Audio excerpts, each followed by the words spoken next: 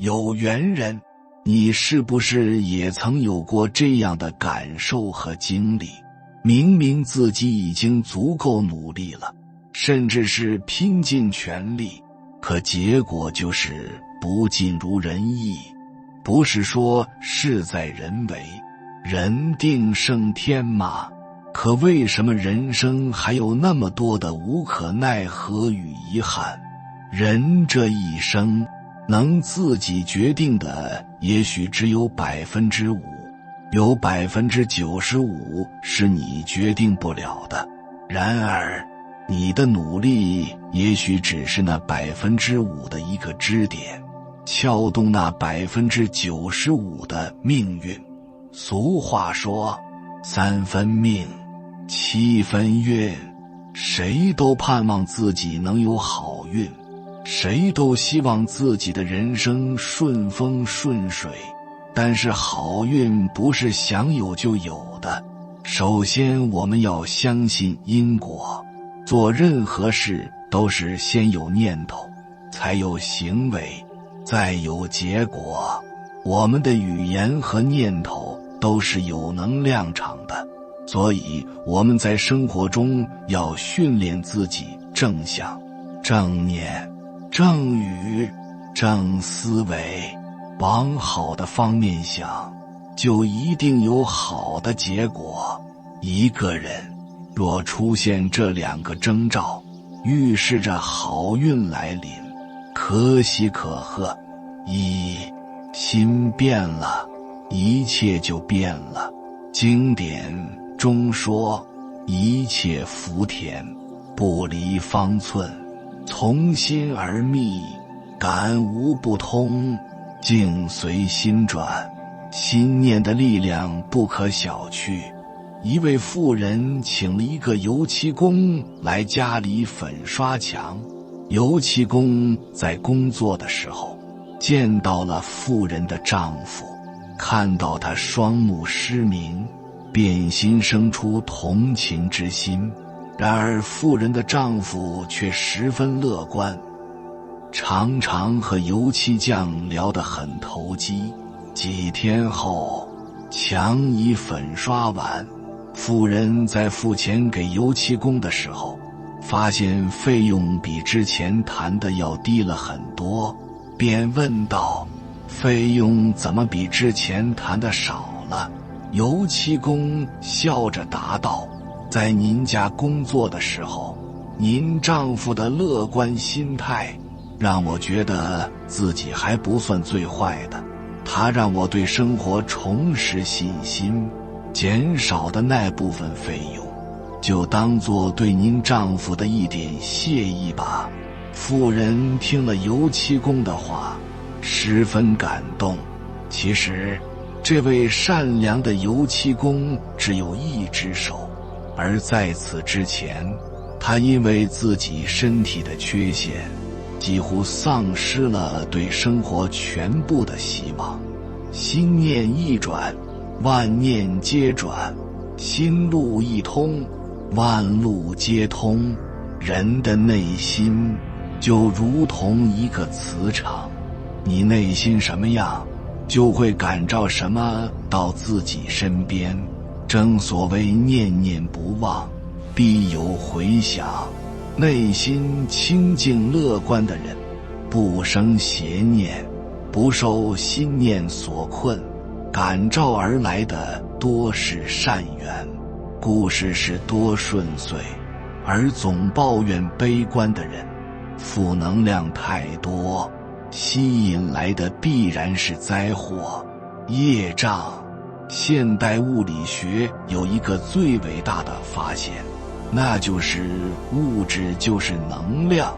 这也是爱因斯坦对人类所做的最大贡献。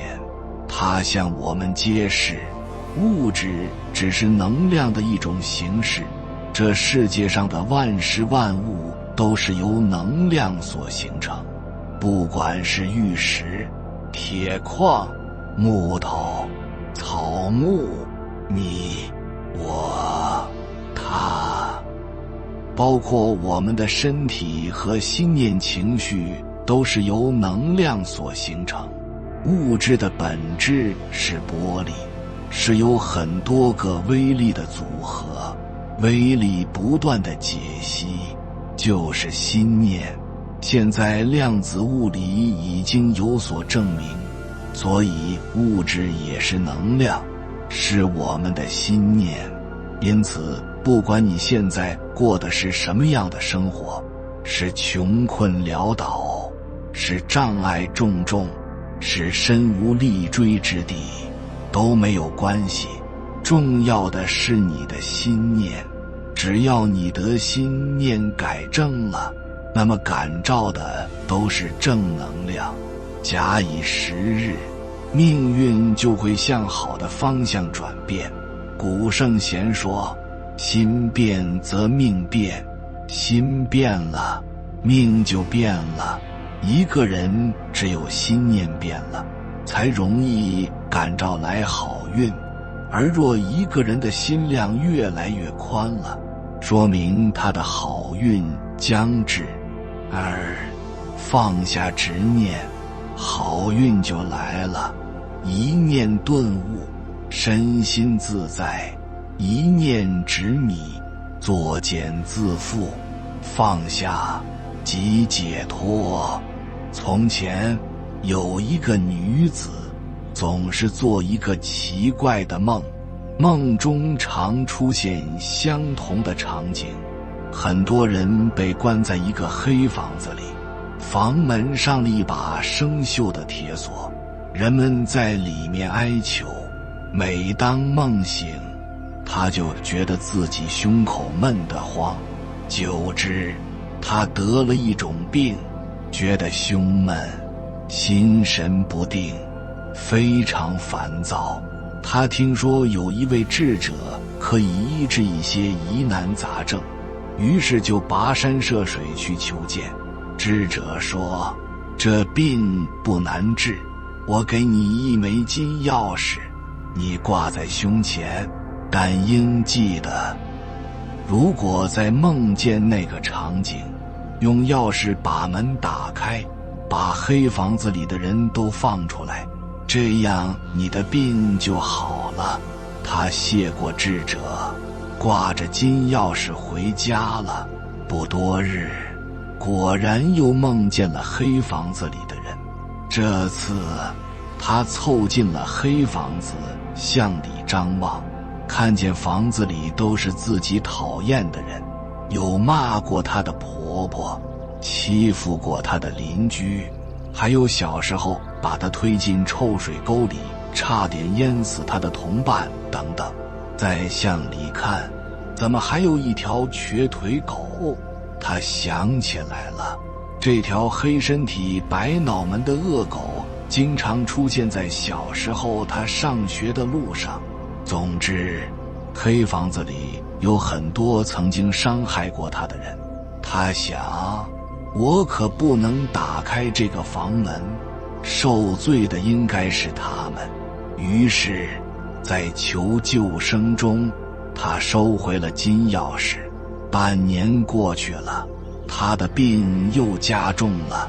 他去求见智者，智者说，只有最后一次机会了，否则我的金钥匙也救不了你。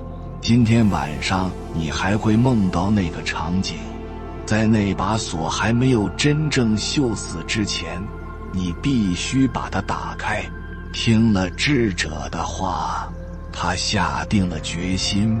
果然，晚上又梦见了黑房子。他什么都不多想了，勇敢地拿出金钥匙，咣当一声打开了锈锁，里面的人拼命解了出来。隐约中，好像还有一个女子在人群最后边慢慢向门口走来，越来越近。他觉得女子竟如此面熟，好像是自己，不，就是自己。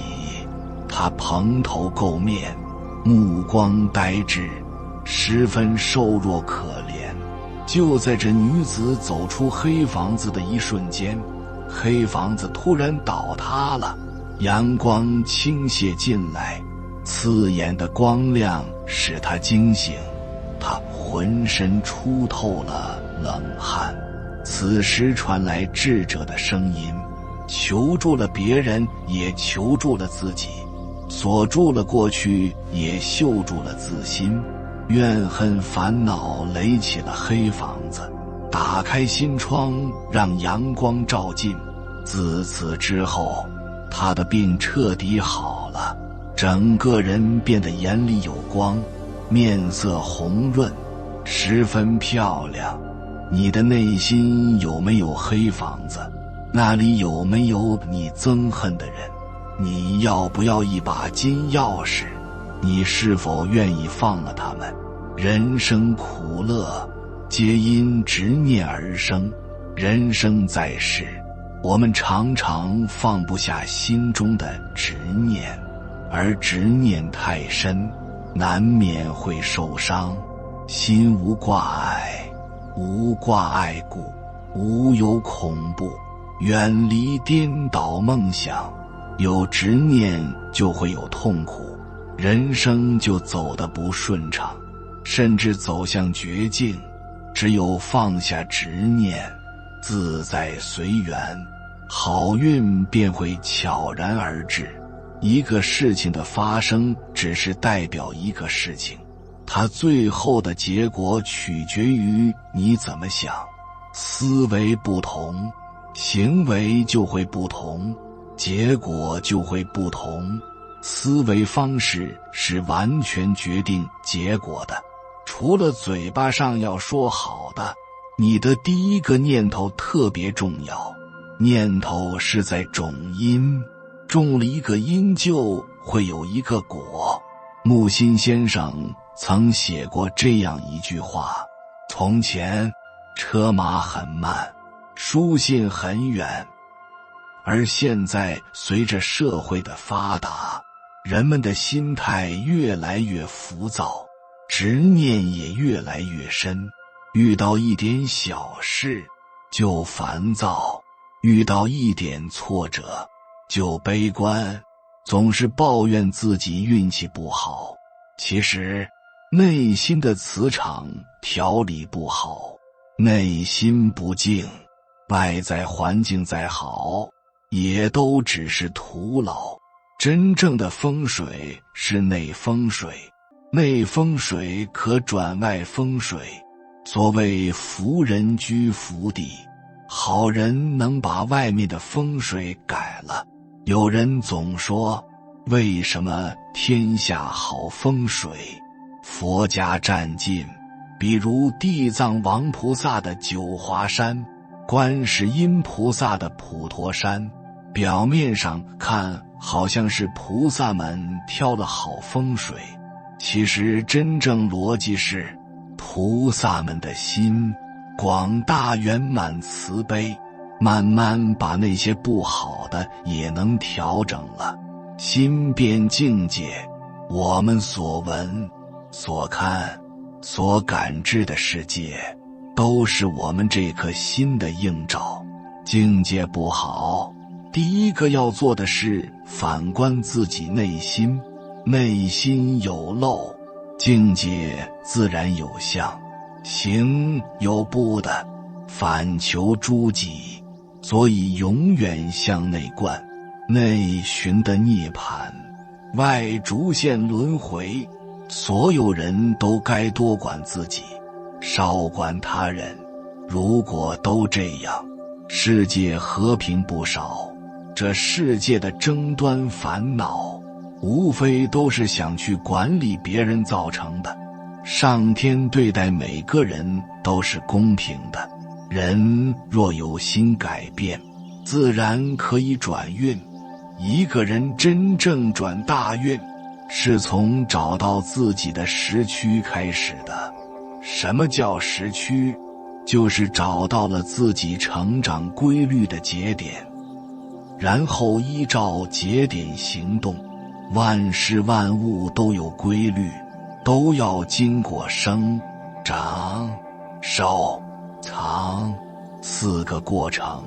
春种、夏长、秋收、冬藏，每个阶段都有自己的特点。在潜龙勿用的阶段，就应该埋头苦干，该你养精蓄锐时，也别着急出人头地。人要是参透了这个成长规律的节点，就知道什么时候才可以出手，这就是自己的时区。世上有许多传奇都很有意思。黄忠60岁跟刘备混，德川家康70岁打天下，姜子牙80岁为丞相，佘太君100岁挂帅，孙悟空500岁西天取经，白素贞1000多岁才下山谈恋爱。年轻人，你说你急什么？但是又一想，盖茨39岁成世界首富，陈天桥31岁成中国首富，孙中山28岁创办兴中会，孙权19岁占据江东，丁俊晖14岁拿世界冠军，康熙6岁登基，贝多就成为法国的领导人，35岁成为欧洲大陆之皇。政治生命在46岁就结束了，生物生命在52岁结束，好像也没有必然关系。农民种地一定要踩准节点，这个节点往往是和24节气一致的。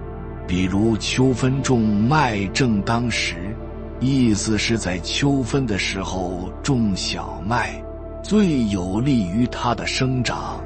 也就是说，播种并不是越早越好，越快越好，而是时机越恰当越好。这也告诉我们一个道理，很多事情并不是来得越早越好，完成的越快越好，而是在最恰当的时机发生最好。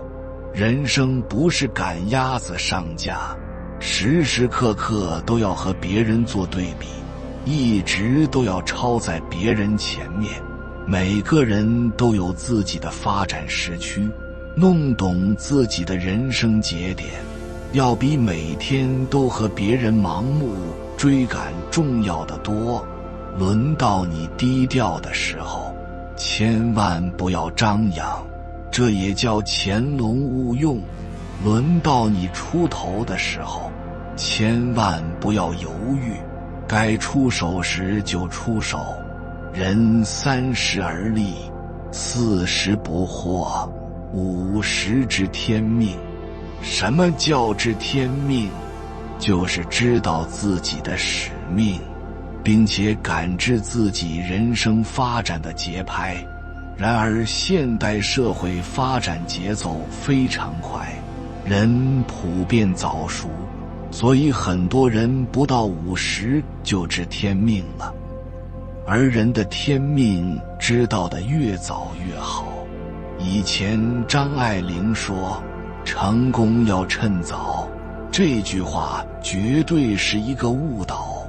首先，一个人过早成名，自带光环，就会生活在外界的恭维里，往往会消磨自己刻苦上进的意志，从而限制了自己的发展。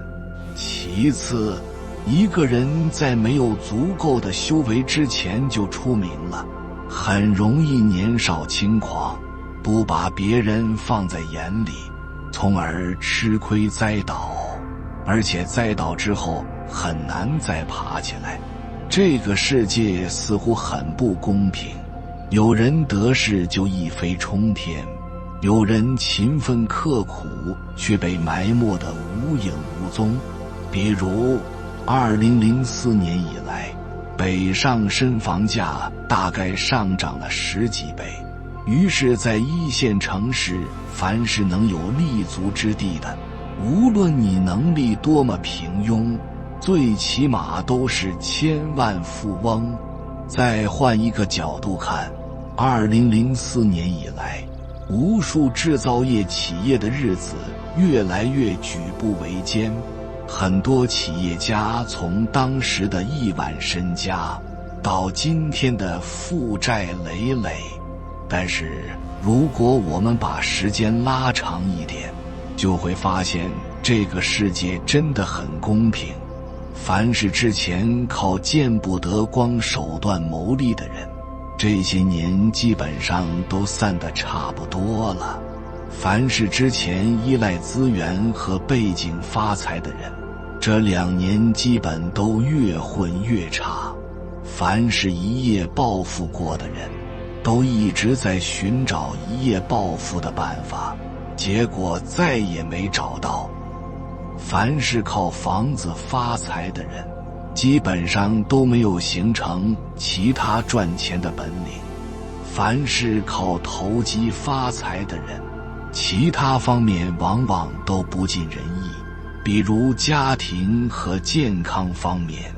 与之形成对比的是，那些脚踏实地的人，尽管前些年一直默默无闻，但如今开始逐渐崭露头角。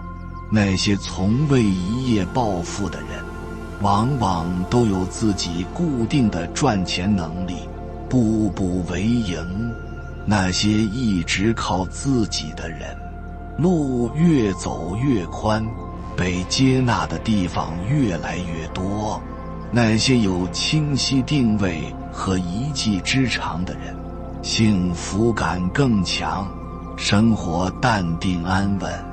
那些坚持不炒房、不炒股、不投机的人，看似人生波澜不惊，但往往家庭和睦，家人安康，生活美满。这个世界看似不公平，然而冥冥之中又有一股公平的力量在操控着社会的运行。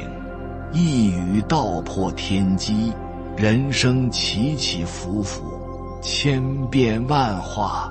再好的机遇，再厉害的技巧，都只是人算。人有千算，天则一算。人的千算抵不过天的一算，那么天在算什么？一句话，一个人最终所创造的价值，决定了他人生的终点。很多人的终点都是一样的，只不过有人坐的是过山车，大起大落；有的人坚持脚踏实地前行；有的人先扬后抑；有的人先抑后扬；有人一步一个台阶。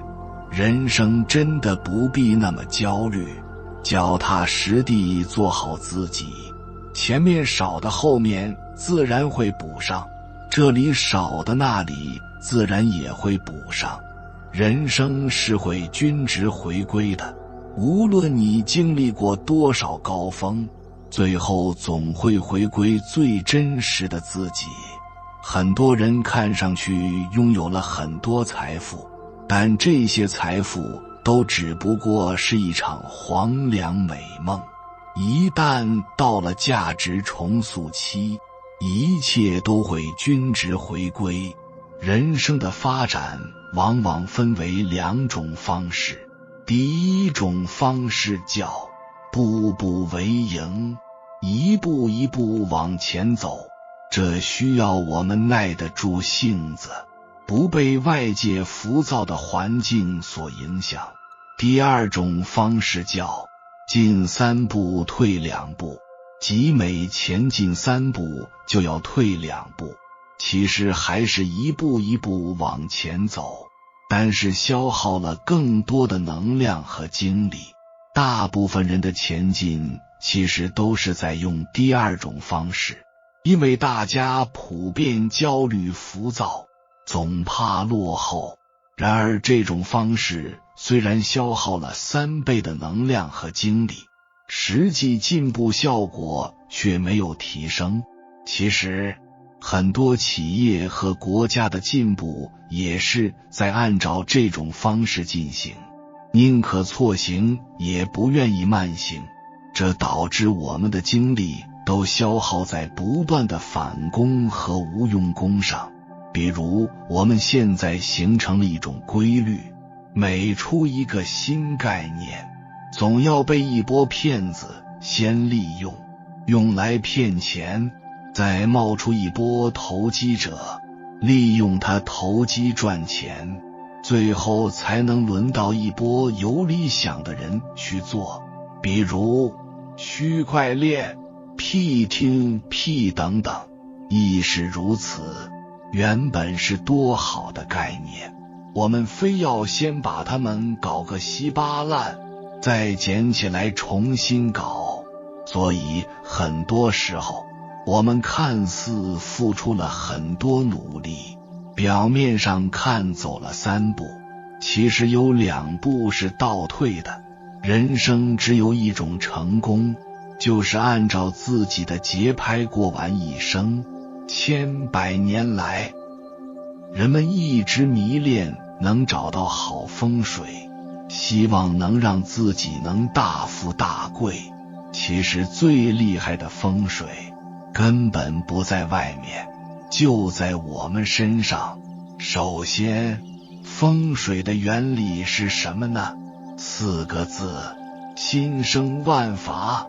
这4个字非常简单，却是大道至简。真正的风水不是外物的摆设，而是人心。我们所处的气氛以及环境都是由我们内心决定的。为什么有些人能通过改变摆设和环境从而改变命运呢？因为外物可以影响我们的心境，环境变了，我们的心情也随之改变。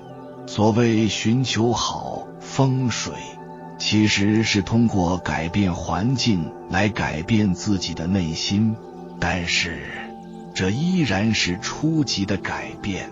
一个人如果能真正的调整自己内心，根本不需要这些外物。所谓人杰地灵，人就是人心，的就是风水。人心首先得解，风水才能灵。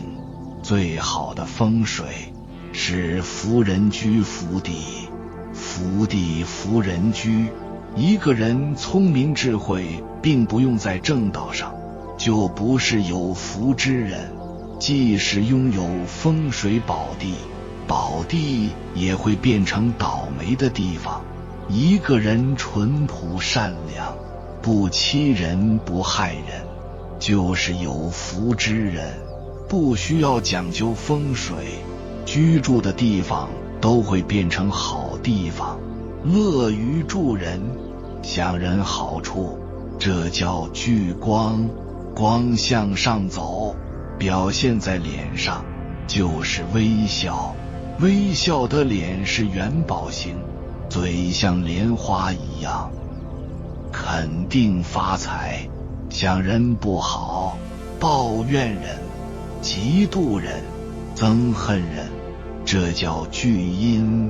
气阴则下沉，表现在脸上，就是冬瓜脸，苦瓜香，肯定倒霉。人心就是最大的风水，你有一颗善心，你就会拥有最好的风水，你的一切就顺风顺水。所以要想有好风水，首先得有一颗好心，其次要有一个好嘴。为什么乌鸦嘴特别灵验？其实语言也是有能量的，我们的语言就蕴含了一种无形的能量，可以给人力量，也可以伤人。更重要的是，你嘴里说出的每一个字的能量，最后都会回到自己身上，因为那股能量是发自于你，你就是整个能量振波的中心。良言一句三冬暖，恶语一句九月霜。我说的每一个字，每一个措辞都要心存善意，而这些善意终究会带给我们自己好运。第三，要有良好的情绪。脾气人人都有，拿得出来是本能，压得下去才是本领。学会收敛自己激烈的情绪，是成熟的人必备的能力，也是一个人最重要的涵养。来看一下怒字怎么写的，一个奴加一个心。当一个人发怒的时候，他就成了心的奴隶，就成了情绪的奴隶。再看一下树怎么写的，一个儒加一个心。善于宽恕，才能心情如意。宽恕别人，也是在宽恕自己。第四，要有好的行为习惯。注意你的行为，因为它将变成你的习惯。注意你的习惯，因为它将变成你的性格，而你的性格往往决定了你的命运。心好，嘴慈，气和，行善。一个人只要做到了这4点，基本上就可以顺风顺水。如果再能做到第5点，那就更厉害了，那就是大格局。大格局往往意味着大智慧、大气度、大视野。小格局往往意味着小聪明、小手段、坏情绪。大格局的人往往能将整个事件一览无余，有事也会变得没事。小格局的人往往斤斤计较，唠叨的都是鸡毛蒜皮，没事也会生事。所以一个人要是持续往上走，一定要有大格局。综上所述，风水就藏在我们身上的这5个地方：心、嘴、情绪、行为、格局。很多人四处求神拜佛，寻找风水大师，岂不知最好的风水都在自己身上。你就是你的神。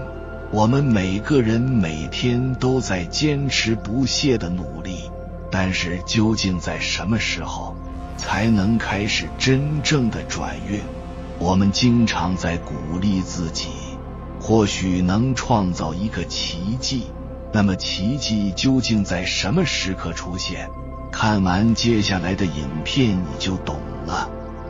人类历史证明，世间很多事情都存在一个临界点，只要过了临界点，就会发生神奇的变化。这个临界点也可以称为起点。大约在141亿年前，整个宇宙都是4大皆空的。忽然有一个体积极小、温度极高、密度极大的起点爆炸了。这是一桩开天辟地的大事，因为在这从无到有的那一点，世界和时间诞生了。这个起点就是整个世界的临界点。后来物理和数学都在研究这个神奇的起点。物理上的起点可以理解为各种物理定律失效的地点，这是万物从无到有的那一点，也是宇宙大爆炸的起始点。数学上的起点是指不符合逻辑的点，我们只能无限接近它。数学和物理中的起点都在向我们昭示了一个真理：时空中存在一个所有定律和逻辑都不适用的点，跨越了这个点，有可能完全是另一个世界。物理学认为起点是黑洞的中央，而黑洞是通向另一个世界的大门。人工智能也有一个著名的起点理论，当电脑智能与人脑智实现兼容的那个神妙时刻，那一瞬间人类的身体、头脑、文明将发生彻底且不可逆转的改变。经济上有一个起点，如果失业率或通货膨胀率在社会可接受的程度之内，政府不用采取任何政策措施，但若超过这一限度，政府必须采取一定的政策措施。炒股上也有个起点，大众心理和庄家心理都会在某一点发生微妙变化，它不光关乎胜率，还关乎止损和赔率。学习炒股的过程就是认识并寻找临界点的过程。同样的，企业从投入到产出，学习从知识到智慧，房价从下跌到上涨等等，都存在起点。起点无处不在，起点到来的那一刻，事物的本质往往发生突变。任何一种物质都存在三种相态：气象、液象、故象。象与象的过渡会在某一个时刻发生，比如冰在0摄氏度时候就会化为水，水在100摄氏度时就会变成蒸汽。而且当起点到来，往往会发生各种神秘的现象，比如液、气两象成平衡的点的时候，此时它既具有极好的流动性，又具有极强的渗透性。这是一种奇特、神奇的状态。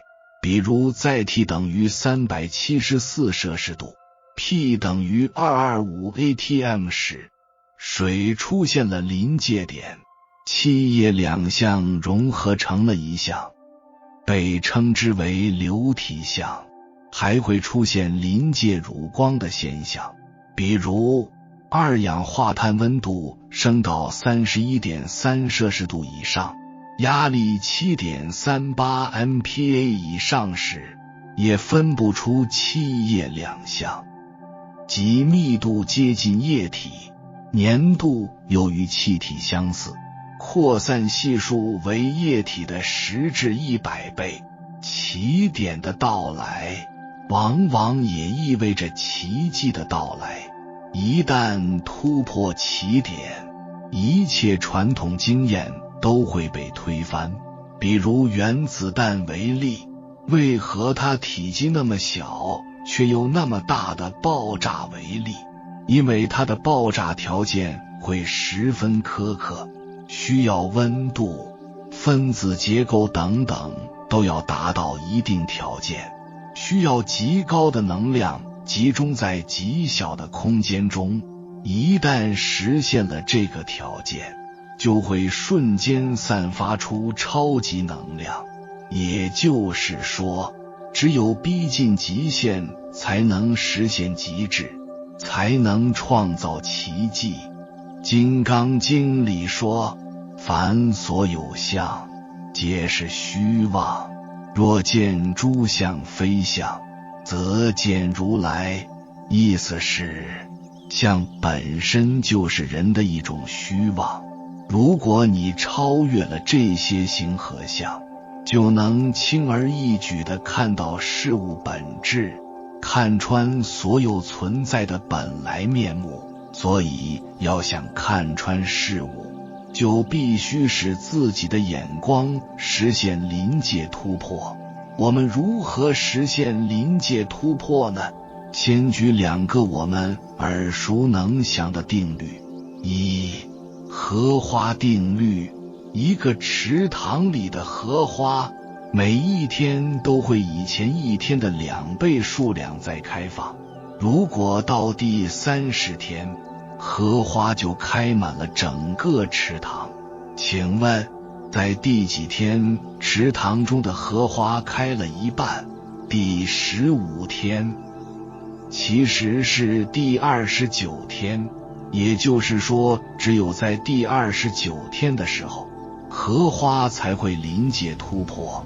而竹子定律，竹子熬了4至5年时间，仅仅只能长几厘米，但是从第5年开始，它就像被施了魔法，能以每天30厘米的速度疯长，仅用6周时间就长到了15米。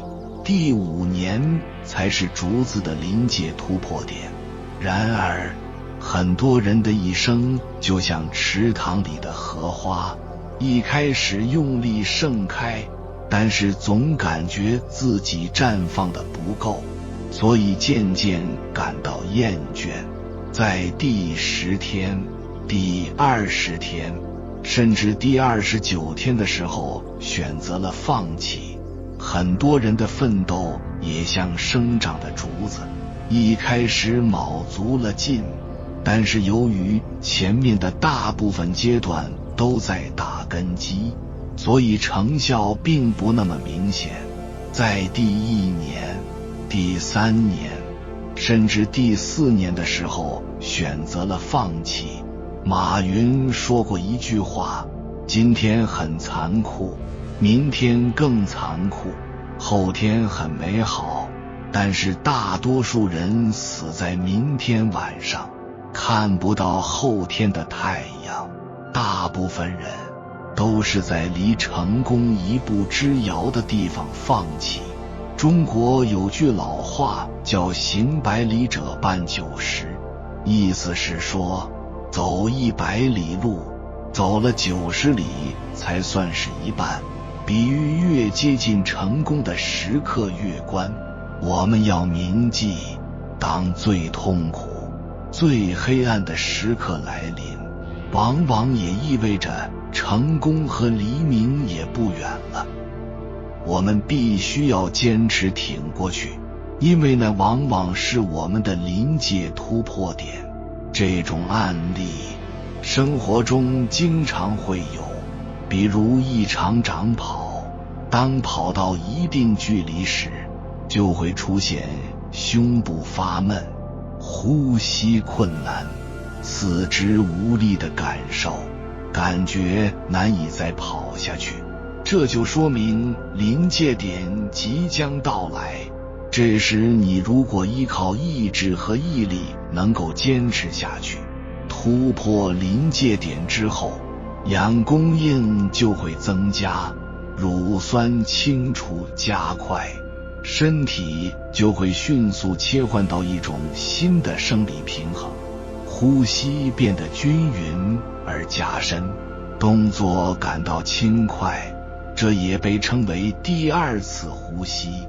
爬山也是这样，爬到一定的时候，会感到筋疲力尽，再也不想往上爬一步，但只要咬紧牙关坚持爬，过了一会儿，你就会感到全身开始舒服起来，爬山的乐趣油然而生。